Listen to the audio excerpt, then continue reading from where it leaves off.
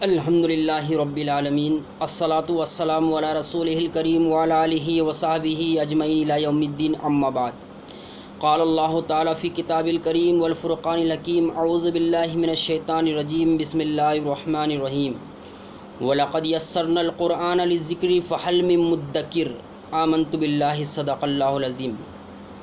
محترم سامعین، گزشتہ کے درس میں نے آپ کے سامنے قرآن مجید کی عظمت کے تعلق سے چند باتیں رکھی تھی۔ اس درس میں آپ کے سامنے اس بات کو رکھنے کی کوشش کروں گا کہ قرآن مجید نے کس طرح عربوں کی جہالت کو دور کیا، ان کی کایا پلٹ کر رکھ دی اور ان کی زندگیوں میں ایک انقلاب عظیم برپا کیا۔ سب سے پہلے ہم نزول قرآن مجید سے قبل عرب کے جو حالات تھے اس کے اوپر نگاہ ڈالتے ہیں اور پھر یہ دیکھنے کی کوشش کرتے ہیں کہ قرآن مجید نے ان کے ظاہر کے ساتھ ساتھ ان کے باطن کو کس طرح پاک و صاف کیا، جس کی وجہ سے ان کی زندگیاں لہلہا اٹھی اور وہ دنیا کے بہترین انسان بن کر کھڑے ہوئے۔ نزول قرآن سے قبل عرب معاشرہ مذہبی، معاشرتی، اخلاقی اور سیاسی ہر لحاظ سے ظلمت اور جہالت کی اتھاہ گہرائیوں میں ڈوبا ہوا تھا۔ ہر طرف شرک اور بت پرستی کا دورہ تھا۔ لوگ ایک دوسرے کے خون کے پیاسے اور ایک دوسرے کے مال و عزت کے لٹیرے تھے۔ انتقام در انتقام کے لیے طویل جنگیں لڑی جاتی، لڑکیوں کو زندہ درگور کرنا عام سی بات تھی۔ زیادہ سے زیادہ عورتوں کے ساتھ ناجائز تعلقات کو وہ باعث فخر سمجھتے تھے۔ شراب، جوا اور زنا ان کی زندگی کا لازمی حصہ بن چکے تھے۔ دوستو، عریانی کا یہ عالم تھا کہ مرد اور عورتیں عریاں ہو کر بیت اللہ شریف کا طواف کرنا باعث ثواب سمجھتے۔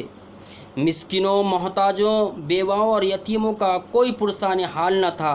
ان حالات میں جب اللہ رب العزت نے قرآن مجید کو نازل کیا تو محض چند سالوں کے مختصر عرصے میں قرآن مجید کی تعلیمات نے حیرت انگیز طور پر عربوں کی کایا پلٹ کر رکھ دی، جس کے بارے میں مولانا الطاف حسین حالی رحمۃ اللہ علیہ نے فرمایا، وہ بجلی کا کڑکا تھا یا صوت ہادی، عرب کی زمین جس نے ساری ہلا دی۔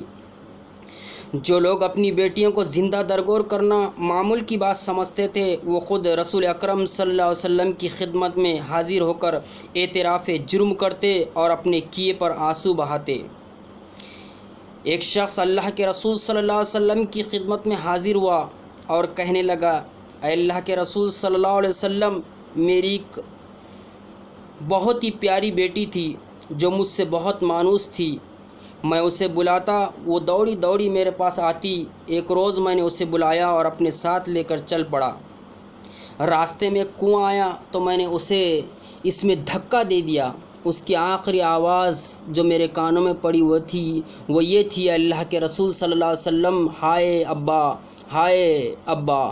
یہ سن کر رسول اکرم صلی اللہ علیہ وسلم کے آنسو بہنے لگے۔ لوگوں نے اس آدمی کو بات کرنے سے روکنا چاہا تو آپ صلی اللہ علیہ وسلم نے فرمایا، اسے مت روکو، جس بات کا اسے شدید احساس ہے اس کے بارے میں سوال کرنے دو۔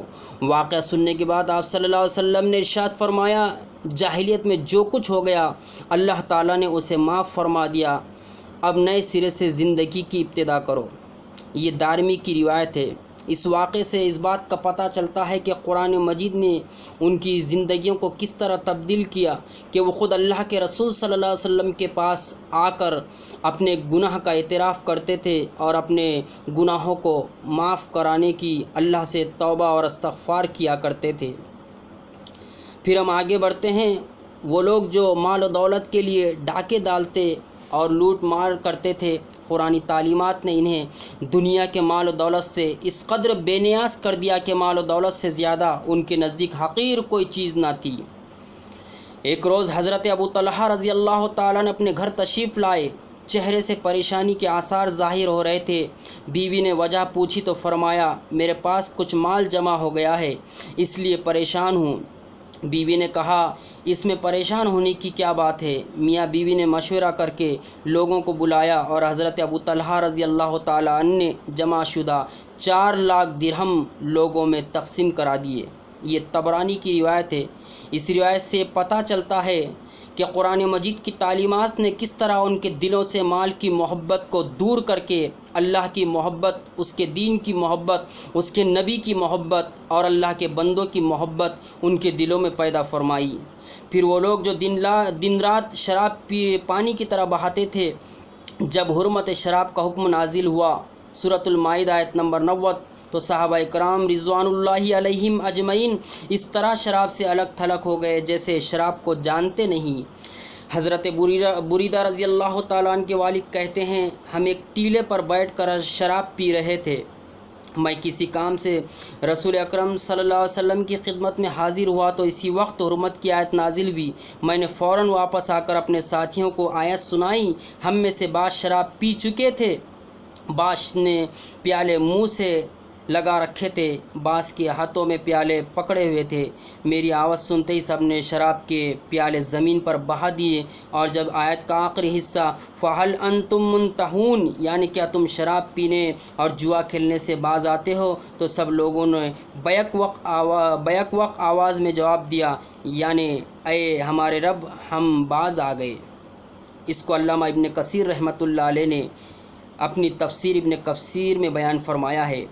وہ معاشرہ جہاں عریانی اور بے حیائی کا یہ عالم تھا کہ ایک ایک عورت کا 10 مردوں سے تعلقات قائم کرنا قانونی نکاح کی حیثیت رکھتا تھا، وہاں قرآنی تعلیمات نے عورتوں میں اس قدر شرم و حیا کا جذبہ پیدا فرما دیا کہ جیسے ہی قرآن مجید میں حجاب اور ستر کے احکام نازل ہوئے تو جن خواتین کے پاس پردے کے لیے کپڑے نہیں تھے، انہوں نے اپنے تہبند پھاڑ کر اپنی اوڑھنیاں بنا لی۔ حضرت عائشہ رضی اللہ تعالیٰ عنہ بیان فرماتی ہیں، اللہ رحمت فرمائے ان عورتوں پر جنہوں نے وَلْيَضْرِبْنَ بِخُمُورِهِنَّ عَلَى جُيُوبِهِنَّ یعنی عورتیں اپنی اوڑھنیاں اپنے سینوں پر ڈال لیا کریں۔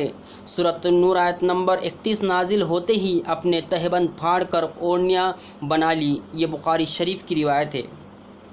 پھر قرآن مجید نے بندوں کا اپنے خالق کے ساتھ ایسا گہرا تعلق قائم کر دیا جس کے سامنے دنیا کی بڑی سی بڑی نعمت بھی بے وقت اور ہیچ تھی۔ حضرت ابو طلحہ رضی اللہ تعالیٰ عنہ اپنے کھجوروں اور انگوروں کے گھنے سرسبز و شاداب باغ میں کھڑے نماز پڑھ رہے تھے۔ دوران نماز توجہ اللہ تعالیٰ سے ہٹ کر باغ کی طرف چلی گئی اور پھر یہ بھول گئے کہ کتنی رکعت نماز ادا کی۔ تعلق باللہ اس خلل سے اتنا رنجیدہ ہوئے کہ نماز سے فارغ ہوتے ہی رسول اکرم صلی اللہ علیہ وسلم کی خدمت میں حاضر ہوئے۔ عرض کیا، اس باغ نے مجھے دوران نماز اللہ تعالیٰ سے غافل کر دیا، میں اسے صدقہ کرتا ہوں، اسے جہاں چاہیں آپ استعمال فرمائیں۔ وہ معاشرہ جو آخرت کی جواب دہی اور اللہ تعالیٰ کے خوف سے بالکل ناآشنا تھا اور جرائم کی دنیا میں غرق تھا، قرآنی تعلیمات نے ان کے دلوں میں آخرت کا اس قدر خوف پیدا کر دیا کہ وہ ہر لمحہ آخرت سے پہلے اپنے احتساب کو ترجیح دیتے تھے۔ حضرت معاذ ابن مالک رضی اللہ تعالیٰ نبی اکرم صلی اللہ علیہ وسلم کی خدمت میں حاضر ہوئے اور از خود اعتراف گناہ کر کے درخواست کی کہ مجھے پاک کیا جائے۔ آپ صلی اللہ علیہ وسلم نے حضرت معاذ رضی اللہ تعالیٰ عنہما کے اعتراف کے باوجود کچھ سوال کر کے انہیں ٹالنا چاہا، لیکن حضرت معاذ رضی اللہ عنہ مصر رہے کہ مجھ سے گناہ ہوا ہے، مجھے ضرور پاک فرما دیں۔ چنانچہ آپ صلی اللہ علیہ وسلم نے فیصلہ صادر فرمایا اور حضرت معاذ کو سنگسار کر دیا گیا۔ یہ مسلم شریف کی روایت ہے۔ پھر ہم آگے بڑھتے ہیں۔ جس معاشرے میں اپنے مرنے والوں پر ماتم کرنا، چہرہ پیٹنا، چیخنا اور چلانا اور برسہ برس تک مرثیہ کہنا باعث فخر سمجھا جاتا تھا، اس معاشرے کے ایک ایک فرد کو اس طرح صبر و ضبط کے سانچے میں ڈھالا کہ مرد تو مرد، خواتین بھی صبر و ثبات کا پیکر بن گئی۔ حضرت عطیہ رضی اللہ تعالیٰ عنہ کو بصرہ میں اپنے بیٹے کی بیماری کی اطلاع مدینہ منورہ میں ملی تو بصرہ کے لیے عازم سفر ہوئی۔ بصرہ پہنچی تو معلوم ہوا کہ بیٹا 2 روز قبل ہی خالق حقیقی سے جا ملا ہے۔ حضرت عطیہ رضی اللہ عنہا غم سے نڈال ہو گئی، لیکن زبان سے انا للہ و انا الیہ راجعون کے علاوہ کوئی لفظ نہ نکالا۔ چوتھے روز خوشبو منگوا کر استعمال کیا اور فرمایا، رسول صلی اللہ علیہ وسلم نے شوہر کے علاوہ کسی دوسری میت پر 3 دن سے زیادہ سوگ کرنے سے منع فرمایا ہے۔ جس معاشرے میں عورت کی عفت اور عصمت کا کوئی تصور نہیں تھا، وہاں قرآنی تعلیمات نے مردوں میں ایسا ذہنی انقلاب برپا کر دیا کہ وہ خود عورتوں کی عزت اور عصمت کے محافظ بن گئے۔ ایک خاتون مسجد سے نکل رہی تھی، حضرت ابو ہریرہ رضی اللہ عنہ نے محسوس کیا کہ وہ خوشبو لگائے ہوئے ہے۔ حضرت ابو ہریرہ رضی اللہ تعالیٰ عنہ نے اسے وہیں روک کر پوچھا، اللہ کی بندی، کیا تو مسجد سے آ رہی ہے؟ عورت نے کہا ہاں۔ حضرت ابو ہریرہ رضی اللہ تعالیٰ عنہ نے کہا، میں نے اپنے محبوب ابو القاسم صلی اللہ علیہ وسلم کو فرماتے ہوئے سنا ہے کہ جو عورت مسجد میں خوشبو لگا کر آئے اس کی نماز اس وقت تک قبول نہیں ہوتی جب تک وہ گھر جا کر غسل نہ کرے۔ یہ احمد کی روایت ہے۔ پھر وہ لوگ جو ہر وقت ایک دوسرے کے خون کے پیاسے رہتے تھے، جن کے نزدیک انسانی جان کی کوئی قدر و قیمت نہ تھی، کتاب و سنت کی تعلیمات نے انہیں نہ صرف اپنوں بلکہ غیروں کی جان کا بھی محافظ بنا دیا۔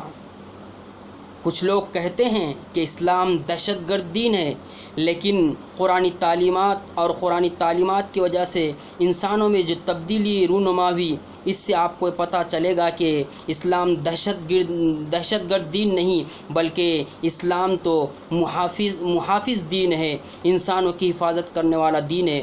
حضرت خبیب انصاری رضی اللہ تعالیٰ عنہ کو ازل وقارہ قبیلے کے لوگوں نے دھوکے سے گرفتار کر کے مشرکین مکہ کے ہاتھ فروخت کر دیا۔ مشرکین ان سے بدر کے مقتولوں کا بدلہ لینا چاہتے تھے، یہ حرمت کے مہینے تھے، چنانچہ مشرکین نے ان کے قتل کا پروگرام مؤخر کر دیا اور حضرت خبیب انصاری رضی اللہ تعالیٰ عنہ کو بیڑیاں پہنا کر ایک کوٹھڑی میں قید کر دیا۔ حرمت کے مہینے گزر گئے تو قریش مکہ نے حضرت خبیب کو قتل کرنے کی تاریخ مقرر کر دی۔ حضرت خبیب رضی اللہ تعالیٰ عنہ نے قتل سے پہلے خاتون خانہ سے طہارت کے لیے استرا طلب کیا تو خاتون خانہ نے اپنے کمسن فرزند کے ہاتھ قیدی کو استرا بھیج دیا، لیکن بعد میں وہ فکر مند ہو گئی کہ میں نے ایسا احمقانہ کام کیوں کیا ہے، قتل کے قیدی کو اپنے بیٹے کے ہاتھ استرا بھیج دیا ہے۔ خاتون خانہ پریشانی کی حالت میں بھاگتی ہوئی آئی تو دیکھا کہ حضرت خبیب رضی اللہ تعالیٰ عنہ استرا اپنے ہاتھ میں لیے بچے سے پوچھ رہے تھے،